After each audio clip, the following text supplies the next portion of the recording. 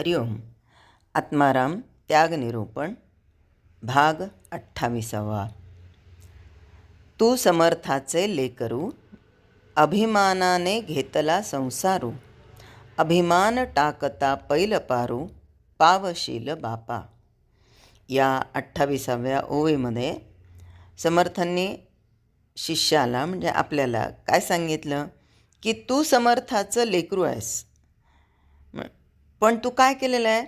तू अभिमान धारण केलेला आणि हा नसलेला संसार हा माझा माझा करून घेतलेला. मग काय कर तू? हा अभिमान टाकून दे. मग त्यासाठी त्याला ज्ञान काय देत आहेत? तर तत्त्वम असी, ते तू आहेस. तू तू नाहीस, म्हणजे तू शरीर नाहीस. नच प्राण संज्ञो न वै पंचवायुर्न वा सप्तधातुर्न वा पंचकोश, न वाक्पाणिपादो न चोपस्थपायु चिदानंदरूपं शिवोहम शिवोहम. की मी म्हणजे माझं हे पंचभौतिक शरीर नाही. मी पृथ्वी नाही, मी आप नाही, मी तेज नाही. एवढंच नाही, मी नाक नाही, मी कान नाही, मी डोळा नाही, मी पोट नाही, मी पाठ नाही, मी हात नाही, की मी पाय नाही, की मी डोकं नाही. मग मी कोण आहे? चिदानंद रूपम शिवोहम शिवोहम. हे माझं रूप आहे. ज्याला मी म्हणतो ते माझं रूप नाहीच, हे समजून घ्यावं लागतं. तू समर्थाचं लेकरू आहेस. हात म्हणजे तू नाहीस, पाय म्हणजे तू नाहीस. तरी हातापायाला कोणाचा स्पर्श झाला तर मला का शिवलास असं म्हणून तो माणूस ओरडतो. शिबिरात आपण एकेका माणसाला बसण्यासाठी चौकोन आखून घेतो. थोडा कोणाचा धक्का लागला तर त्याला जरा आवरून बसावं असं म्हणलं जातं. त्यांचा पाय माझ्या पायाला लागलेला असतो, मग राग येतो. पण मला पाय लागला म्हणतो, तर त्यातला मी तरी ओळखलेला का अजून नाही. समजा एखाद्याला साप चावला, गँग्रीन झालं, काय झालं, तर ज्या पायाला दुसऱ्या कोणाचा नको असलेला स्पर्श झाल्याबरोबर मला का त्रास दिलास म्हणून ओरडत असणारा तो पाय कापून टाकण्याची लेखी संमती देतो. आणि डॉक्टरही मोठे चमत्कारिक, ते आधी लिहून घेतल्याशिवाय कापत नाहीत.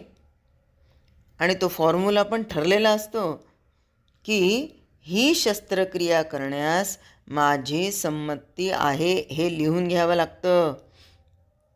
तरी बरं बॉन्ड पेपरवर लिहून घेत नाहीत, पण तरी लिहून द्यावं लागतं. ज्या पायाला हा मी म्हणत होता कालपर्यंत, तो पाय आज त्यांनी कापून घ्यायला तयार झाला ना. म्हणजे पाय म्हणजे मी नाही हे आता इथे निश्चित झालं की नाही. मग काल का भांडलास बाबा? जरा सौजन्यानं घेतला असतंस तरी चाललं असतं ना. अंगावर धावून जायचं काहीच कारण नव्हतं. पण हे कोणी लक्षात घ्यायला तयारच नाही. त्याचं कारण नको तो बोजा डोक्यावर घेतला आहे. म्हणून समर्थ सांगतात, तू समर्थाचं लेकरू, अभिमानाने घेतला संसारू. मी या भावनेनं सगळी पीडा मागे लागलेली आहे. वास्तविक जीव हा सर्वशक्तिमान ईश्वराचा अंश म्हणजे मूलच आहे, लेकरूच आहे. त्यानं स्वतःचं स्वतंत्र अस्तित्व मानलं की नको त्या गोष्टी मागे लागतात. परवाच एका मुलीचा फोन आलेला आणि अतिशय हुशार ती मुलगी, अतिशय ब्रिलियंट. काय इंग्लिशवर तर काय कमांड आहे तिची. आध्यात्मिक क्षेत्रातही खूप उच्च स्तरावर जाण्याचा प्रयत्न चालू आहे. पाठांतर म्हणजे ग्रेट. सगळं काही आहे, पण परमात्मा कसं ना सगळ्यांना सगळं देत नाही. एक बाजू कुठेतरी आपल्याकडे घेतो, त्यातली तिची एक बाजू भगवंताकडे घेत असलेली तिला घराच्या बाहेर जाणं शक्य नाही. आणि मग तिच्या मनामध्ये वाटायला लागलं की माझ्याकडे पैसे नाही राहत, मला मागावे लागतात, मी पैसे का मागू, माझे मला पैसे पाहिजे. आणि मग दुःख दुःख दुःख आणि मनामध्ये निराशा, इतकं नैराश्य की आता काय करायचं जगून, माझ्याकडे माझे पैसे नाही, मला माझी अशी काही ओळख नाही आहे. मग मला काही बिझनेस करावासा वाटतो, तोही शक्य होत नाही, कारण आजकाल जगात लोक फसवतात, मला बाहेर जाता येत नाही.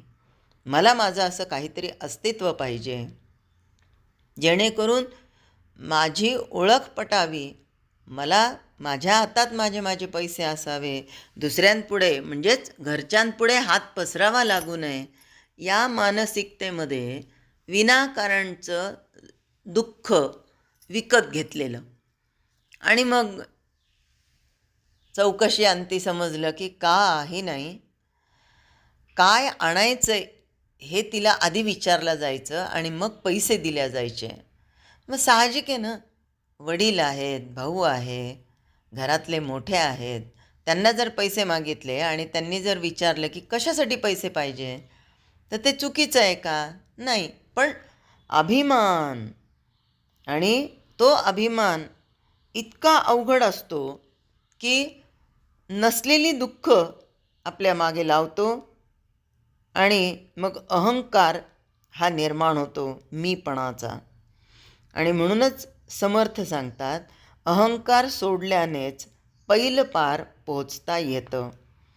आणि मग तिच्याशी बोलता बोलता म्हणलं, बेटा आई म्हणते ते योग्य आहे, आई सांगते त्याप्रमाणे करावं. हो, मला आईने पण हेच सांगितलं होतं की तू तुझं कशाला वेगळं काहीतरी करायचा प्रयत्न करते, जसं घरातलं वातावरण आहे त्याच्याशी ॲडजस्ट करायचं, शांततेने राहायचं, चिडायचं नाही. हेच आहे की जे समर्थ आपल्याला एक एक एक एक ओवीतून आपल्या रोजच्या जगण्यामध्ये सोयीस्कररित्या कसं जगावं हे या आत्मारामातल्या त्याग निरूपणातून सांगतात. तू समर्थाचे लेकरू, अभिमानाने घेतला संसारू, अभिमान टाकिता पैल पारू, पावशील बापा. तो जर अभिमान टाकून दिला ना, मी म्हणजे कुणीच नाही किंवा मी म्हणजेच भगवंत आहे, हे जर एकदा लक्षात घेतलं तर कोणत्याही प्रकारचं दुःख, नैराश्य मागे लागणार नाही आणि अहंकाराने येणाऱ्या या सगळ्या बाधा आपोआपच दूर जातील. म्हणून पावशील बापा असं सांगतात ते, की पण याच्यासाठी तुला काय करायचं, तर तुला आधी स्वतःला सरेंडर करायचं, स्वतःला समर्पण भावातून काय मानायचं आहे, तर मी समर्थांचं लेकरू आहे म्हणून मानायचं. जय जय रघुवीर समर्थ. हरिओम.